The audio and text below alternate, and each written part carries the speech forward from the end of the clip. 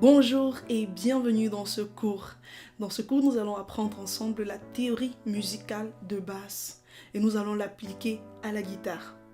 N'oubliez pas, le but de accordfacile.com, c'est de vous donner toutes les ressources pour que vous puissiez jouer de manière autonome et en toute simplicité.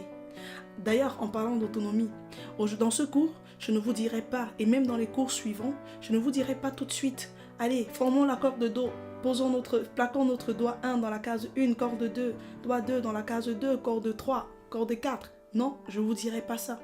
Au lieu de simplement vous donner le résultat final pour que vous puissiez le pratiquer, je vais vous amener à construire ce résultat. Au lieu de simplement vous dire que 1 plus 2 égale 3, je vais vous amener à comprendre que c'est parce que 1 plus 1 plus 1 égale 3. Dans ce cours, je vais vous donner tout ce qui va vous permettre, si vous êtes assidu à ce cours, à être autonome à la guitare, à être très rapidement autonome.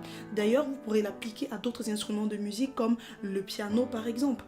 Mais nous allons nous concentrer sur la guitare. À chacun son don, à chacun sa grâce. Ok? Donc, dans ce cours, je ne vais pas simplement vous donner du poisson comme on dit chez nous, mais je vais vous apprendre à pêcher. Allez, venez avec moi, allons à la pêche. Alors, aujourd'hui, nous parlons de théorie musicale. Nous parlons, avant de commencer à jouer des accords à la guitare, vous êtes curieux, vous êtes enthousiaste, vous êtes pressé, vous avez hâte, je le sais, vous voulez comment le do, comment est le fa, comment le sol, je veux jouer ce chant, je veux jouer combien Dieu est grand, chantons-le. Oui, vous voulez tout ça. Mais avant d'arriver à tout ça, parce que on pourrait le faire tout de suite, mais vous ne serez pas autonome parce que vous ne connaîtrez que ça. Mais moi, je veux aller au-delà, je vais vous apprendre à vous débrouiller par vous-même. Lorsque cette série de cours sera finie, lorsque votre formation sera terminée, je veux que vous continuiez à progresser parce que vous serez autonome. Mais l'autonomie vient de la logique qu'on vous donne, des ressources qu'on vous donne pour vous permettre de construire vous-même par les moyens, par la base qu'on vous aura communiquée. Donc, cette base aujourd'hui commence par la musique. C'est quoi la musique? Dans ce cours, je vais prendre beaucoup d'analogies, je ferai beaucoup de comparaisons, beaucoup de rapprochements entre la musique et une langue parlée. Et en l'occurrence, ce sera le français parce qu'on est tous à l'aise, on est d'accord. Je ne vais pas parler de l'anglais, je vais parler du français parce que c'est ce que nous maîtrisons le plus. Okay? Donc, nous allons prendre beaucoup d'analogies parce que je crois que ainsi vous allez comprendre. J'ai vraiment réfléchi, j'ai vraiment été inspirée par Dieu, je le crois, par rapport aux analogies que je vais prendre parce que je me suis demandé comment je vais vous permettre de comprendre rapidement, comment je vais vous permettre de comprendre facilement ce que j'ai à vous faire comprendre. Parce que ces éléments, je le répète, sont indispensables pour être autonome. Et c'est ça l'objectif que nous voulons, c'est que vous soyez autonome. C'est que vous puissiez jouer votre guitare tout seul dans votre maison, adorer Dieu tout seul, peu importe le chant, peu importe votre dernier chant par exemple de Denamona, souffle l'Esprit de Dieu, vous l'aimez tellement, mais vous connaissez que Do, Ré, Mi, ou Do, Fa, Sol, alors c'est possible de jouer avec ces accords n'importe quel chant, mais encore faut-il que vous ayez la logique, encore faut-il que vous ayez les éléments pour pouvoir construire ce que vous voulez atteindre comme objectif, que vous puissiez atteindre ce résultat par vous-même. Donc, prenons nos analogies. Nous avons dit que nous prendrons beaucoup d'analogies, nous en ferons beaucoup de comparaisons. Depuis que je suis en train de parler, depuis que je suis en train de vous dire beaucoup de choses, agréables ou pas, c'est vous qui en jugez, mais je suis sûre qu'elles sont agréables. Depuis que je suis en train de vous raconter tout ce que je vous raconte, je forme des phrases. Je n'arrête pas de former des phrases. Alors la musique est une phrase. Je veux que vous ayez ça à l'esprit. On est en train de parler de phrases. Vous allez souvent entendre les instrumentistes dire phrases musicales parce qu'avec des notes, ils arrivent à exprimer quelque chose. Ils enchaînent des notes, ils combinent des notes et ils expriment quelque chose. Alors, de la même manière que dans la langue parlée, je suis en train de former des phrases avec un nom, un verbe, un article, un adjectif, un qualificatif. C'est un ensemble d'outils que j'ai pour pouvoir construire une phrase. Ok, de la même manière, on va construire la musique, tout va reposer sur la phrase qu'on construit. L'objectif, c'est de s'exprimer. L'objectif, c'est de s'exprimer. C'est d'exprimer un do, c'est d'exprimer un fa, c'est d'exprimer un sol. N'oubliez pas ça. C'est ça l'objectif final, c'est de pouvoir exprimer. Alors, pour pouvoir exprimer, nous allons commencer par la maternelle, les classes de base, où on apprend d'abord l'alphabet, parce que toute langue repose sur l'alphabet. En français, l'alphabet a 26 lettres. Ouais, je pense. En français, l'alphabet a 26 lettres et en musique, l'alphabet a 12 lettres. Ok? L'alphabet a 12 lettres. De Do à Do encore, ça, donc de Do à Si, l'alphabet a 12 lettres. Nous allons voir ensemble les 12 lettres. Ok? Alors ça, c'est une chose sur laquelle vous ne devez pas réfléchir. Ça, c'est une chose que vous devez simplement mémoriser. Parce que de la même manière que vous ne réfléchissez pas pourquoi l'alphabet français commence par A et se termine par Z, pourquoi M ou N sont au milieu, pourquoi est-ce que... Voilà. De la même manière, en fait, c'est la base. Parce qu'il y a une base sur laquelle on ne doit pas réfléchir. Si on veut passer le temps à réfléchir sur tout, on ne va jamais aboutir à un résultat. Donc, on doit partir d'une base. Ok, la base solide sur laquelle on part, c'est la connaissance de l'alphabet musical. Et notre alphabet musical, c'est un Do, un Ré, un Mi, un Fa, Do, Ré, Mi, Fa, Sol, La, Si, Do. Ah, c'est plus facile à dire comme ça. Donc voilà notre alphabet. Maintenant, je vous ai dit 12 notes, mais vous allez remarquer que là, je viens de dire à peine 7 notes. Pourquoi? Parce que entre Do et Ré, il y a une note qui est cachée. Beaucoup de gens disent Do, Ré, Mi, Fa, Sol, La, Si. Mais ils oublient qu'entre Do et Ré, ou alors ils ne savent pas. Ils n'oublient pas, ils ne savent pas, parce qu'ils n'ont pas appris. Et vous êtes en train d'apprendre qu'entre le Do et le Ré, il y a ce qu'on va appeler un Do dièse. Donc, voici votre alphabet que vous devez retenir. Do, Do dièse. Ré, Ré dièse. Mi, Fa. Pourquoi pas Mi dièse? Ça, vous le saurez plus tard. Fa, Fa dièse. Sol, Sol dièse. La, La dièse. Si, Do. Pourquoi pas Si, Si dièse? Non. C'est Si, Do, ok? Donc voilà l'ensemble. Tout ce que vous pouvez dire en français quand vous vous exprimez, tout ce que vous pouvez raconter, tout ce que vous pouvez narrer se repose principalement sur la combinaison des 26 lettres de l'alphabet. Les lettres de l'alphabet sont limitées, il n'y en a que 26, mais par contre, le dictionnaire est énorme. Chaque année, des nouveaux mots rentrent encore dans le dictionnaire. Chaque année, il y a des nouveautés. De la même manière, l'alphabet musical, c'est ces 12 lettres, mais par contre, ce que vous allez être capable de construire avec ça, ça va dépendre de votre soif, de votre limite à vous. Là, il n'y aura pas de limite imposée. Vous pourrez aller aussi loin que vous le voudrez. Donc, on a posé la base. On a appris l'alphabet. Maintenant, lorsqu'on connaît l'alphabet à l'école, à la maternelle, ça, je vais prendre des exemples sur la maternelle parce que mes enfants sont à la maternelle en ce moment, donc je crois que ça va m'inspirer. Donc, lorsque vous avez l'alphabet et que vous apprenez d'abord à lire, ensuite, vous devez apprendre à écrire. La première étape, c'est d'apprendre à lire.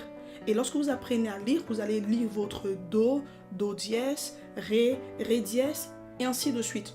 Une fois que vous apprenez à lire tout ça, vous devez apprendre à écrire.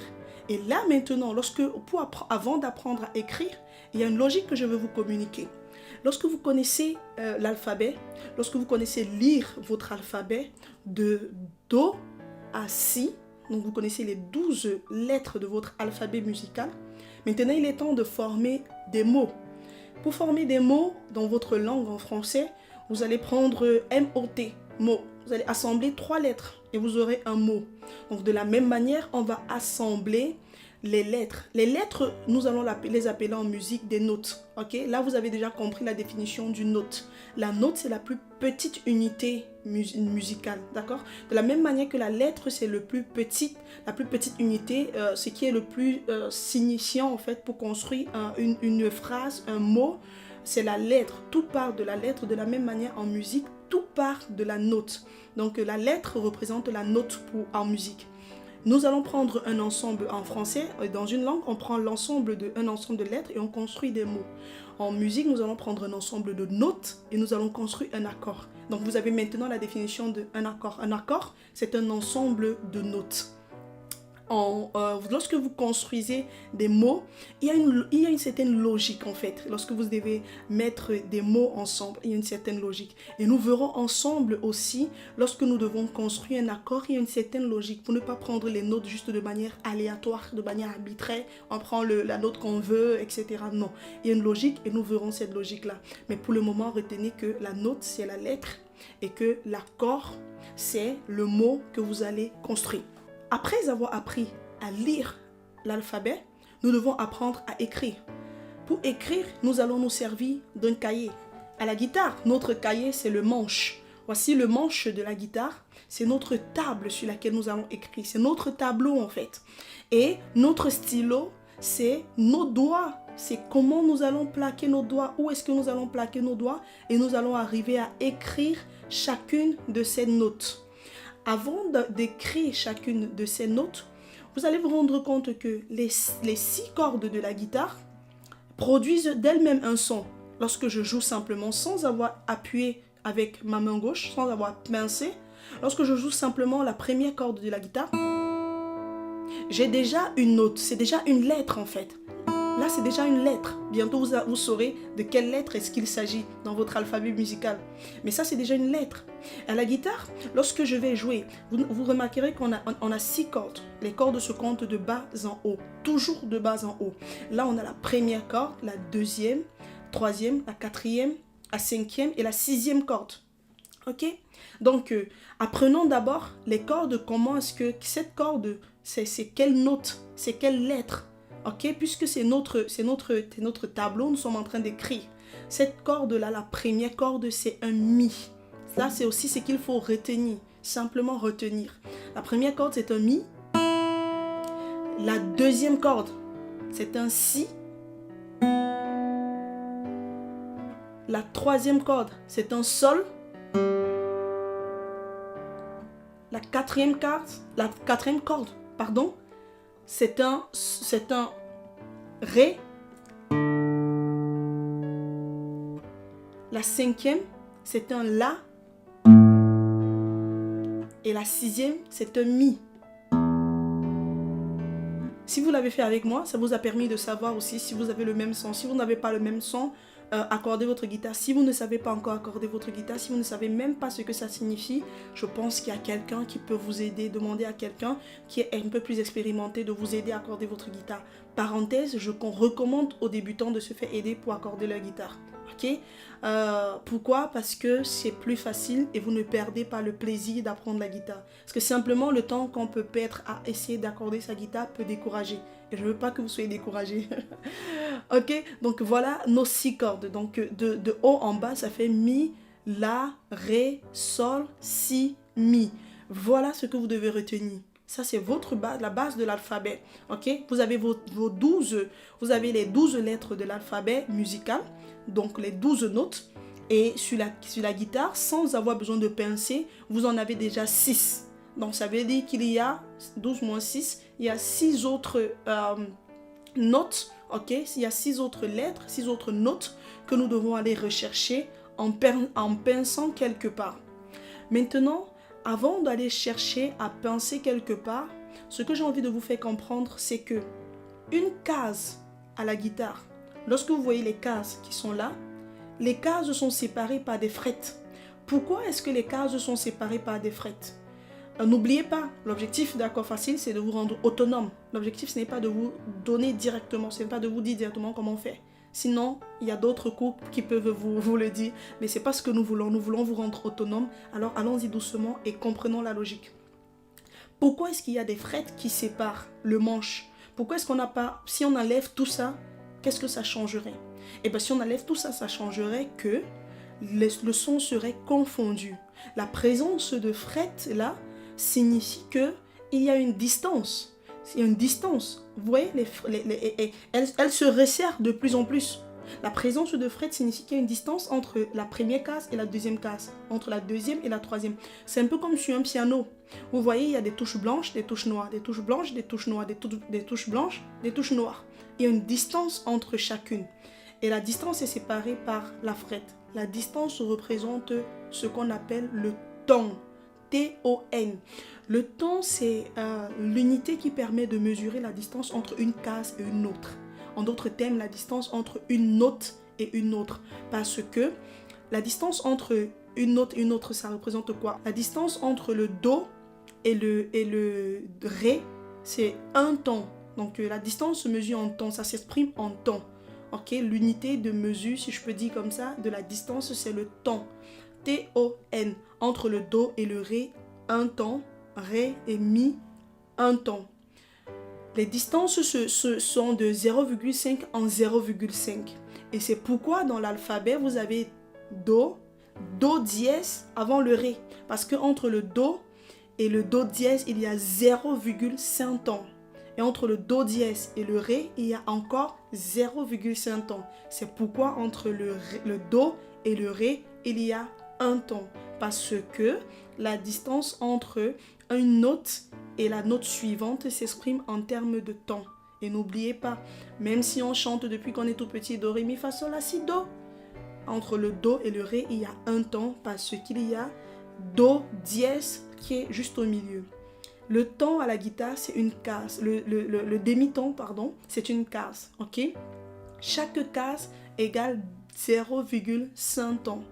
D'accord? Chaque case égale 0,5 temps. Donc, pour connaître toutes les notes sur le manche de la guitare, et c'est là qu'on va se quitter, pour connaître toutes les notes sur le manche de la guitare, vous n'avez pas besoin de mémoriser. Vous n'avez pas besoin de retenir que là, c'est un do.